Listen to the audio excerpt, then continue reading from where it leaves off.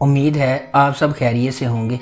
اگر آپ نے ابھی تک ہمارا چینل سبسکرائب نہیں کیا تو اسے ابھی سبسکرائب کر لیں اور بیل آئیکن کو دبانا بالکل بھی مت بھولیں۔ شکریہ۔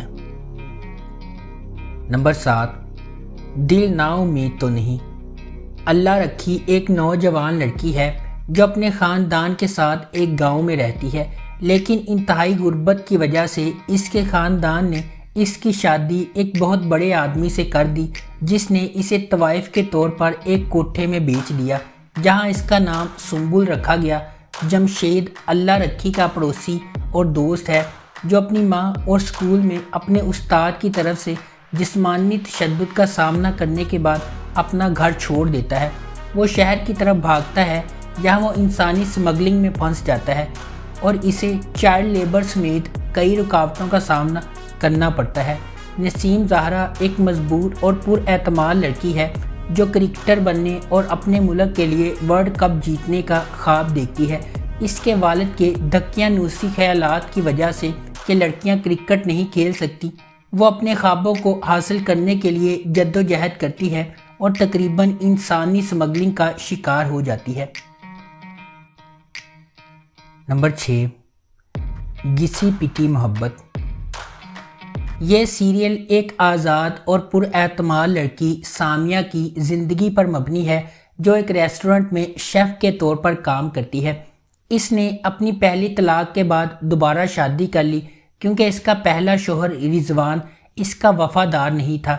اس کے دوسرے شوہر خلیل کو اس کی پہلی بیوی نے شادی کی رات قتل کر دیا۔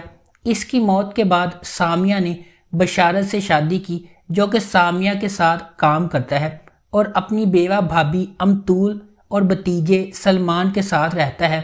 ان کی شادی کے کچھ عرصے بعد سلمان کا انتقال ہو گیا۔ اس کی موت کے بعد بشارت اپنی بھابھی امطول کے لیے برا محسوس کرتا ہے اور اس سے شادی کرنے کا فیصلہ کرتا ہے۔ اس بار امطول کی مداخلت کی وجہ سے سامیہ کے لیے اپنی ازدواجی زندگی کو آگے بڑھانا ایک بار پھر مشکل ہو جاتا ہے اور وہ اپنی ماں کو مایوس کرتے ہوئے بشارت کو چھوڑنے کا فیصلہ کرتی ہے۔ وہ اپنی نوکری بھی کھو دیتی ہے کیونکہ ریسٹورنٹ بند ہو جاتا ہے اور وہ نئی نوکری تلاش کرنے پر مجبور ہوتی ہے۔ اس کے لیے کسی بھی کام پر فائز رہنا بہت مشکل ہوتا ہے، کیونکہ وہ جہاں بھی جاتی ہے اسے ہراساں کیا جاتا ہے۔ اس لیے اس نے اپنا ریسٹورنٹ کھولنے کا فیصلہ کیا اور اس میں کامیاب ہو گئی۔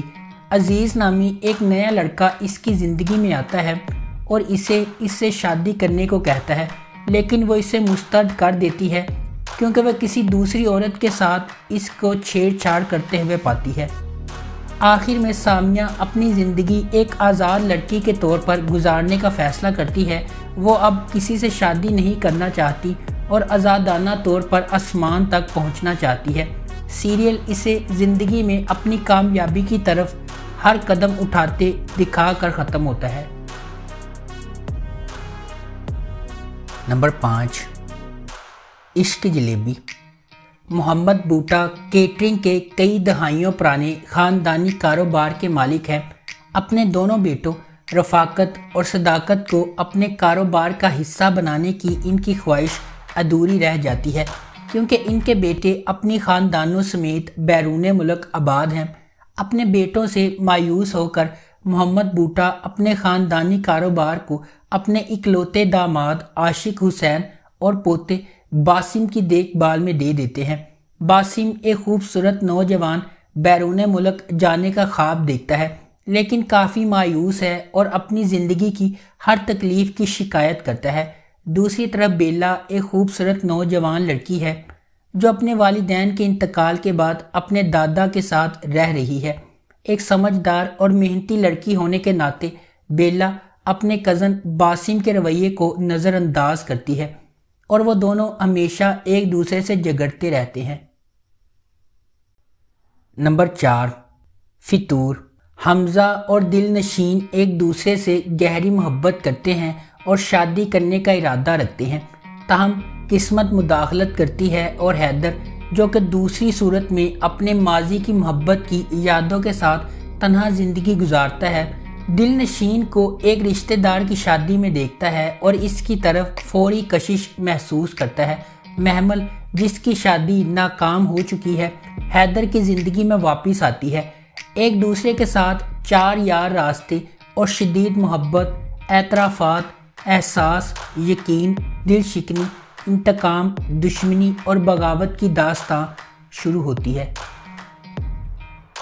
नंबर 3, अहद वफा. कहानी बुलंद हौसला दोस्तों के एक ग्रुप के गिर्द घूमती है जो अपनी ज़िंदगी में मुश्किलात पर काबू पाते हुए एक दूसरे की मदद करते हैं और इनसे लुत्फ़ अंदोज़ होते हैं. 4 दोस्त साद, शाहजैन, शारिक और शहरियार अपने आप को SSG कहते हैं. ये सब मरी के लॉरेंस कॉलेज में पढ़ते हैं. साद के ख़ानदान में इसके वालिद ब्रिगेडियर फिराज इनाम जो फ़ौज में खिदमात अंजाम देते हैं और इनकी वालिदा और बहन शामिल हैं. शाहजैन का ताल्लुक़ गांव के एक अमीर घराने से है और वो अपने दादा मलिक अल्लाह यार के करीब तरीन है. शारिक का ख़ानदान इसकी बहन गजाला और इसकी बेवा माँ पर मुश्तमिल है. शहरियार के वालिद बैंड मास्टर हैं. वो अक्सर रात को इकट्ठे कॉलेज बंक करते हैं. दूसरी तरफ दुआ और रानी है. रानी एक पुरजोश लड़की है जो गांव के एक अमीर घराने से आती है. 3 साल गुजरने के बाद इसने अभी तक अपने इंटरमीडिएट के इम्तहानात पास नहीं किए हैं जो वो बिला आखिर पास नहीं कर पाती. दुआ रावलपिंडी में रहती है और मरी में अपने कज़न आयशा और राहेल से मिलने जाती है. राहेल नागवार है और दुआ की हद से ज़्यादा हिफाजत करता है जिसे वो बेहद नापसंद करती है और इससे बचने की कोशिश करती है. नंबर 2, मुझे प्यार हुआ था.